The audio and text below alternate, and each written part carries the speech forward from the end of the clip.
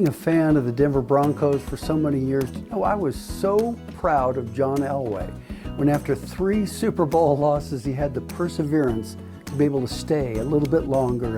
And he finally won 2 Super Bowls. And really, perseverance is a strange bedfellow for those who have it, because I think it demands so much, but it gives so few promises attached to it. But you persevere.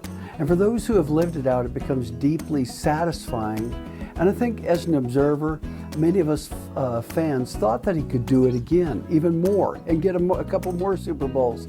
But having achieved his goal, he knew he was finished.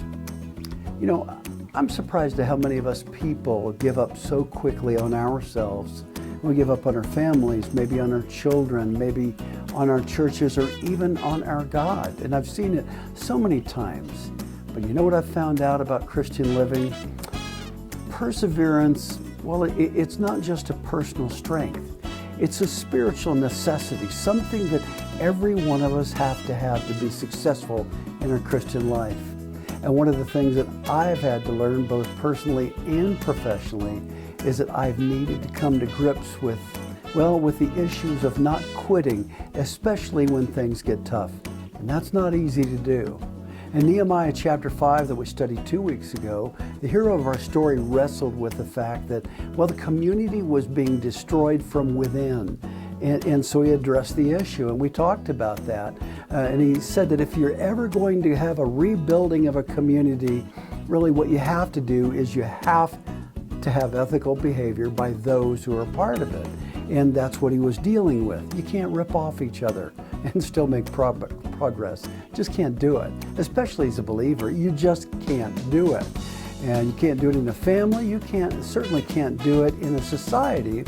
And so Nehemiah had that to face. But now in chapter 6, Nehemiah is doing something entirely different. He himself becomes a target.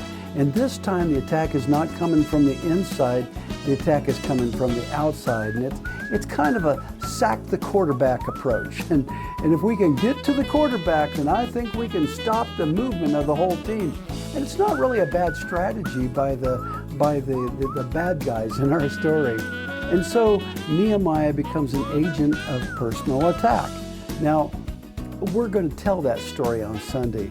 But the real question that's going to be on the table is this, and it's something that we have to take a look at. What are the steps taken to win a battle, especially for Israel after 70 years of captivity? Or we could put it this way. If you're John Elway, how do you come back and win 2 of the biggest games of your life after losing 3 of the biggest games of your life? And not only that, but they were Super Bowl blowouts. Well, they prove that you can do it. But here's the carefully followed steps. And that's what we're going to look at this Sunday. Pastor Phil is going to show us 7 steps towards having a faith that can lead you to becoming an overcomer. And I can tell you this much, you don't want to miss this. Until then, what I would want for you is to have a great weekend, and God bless you.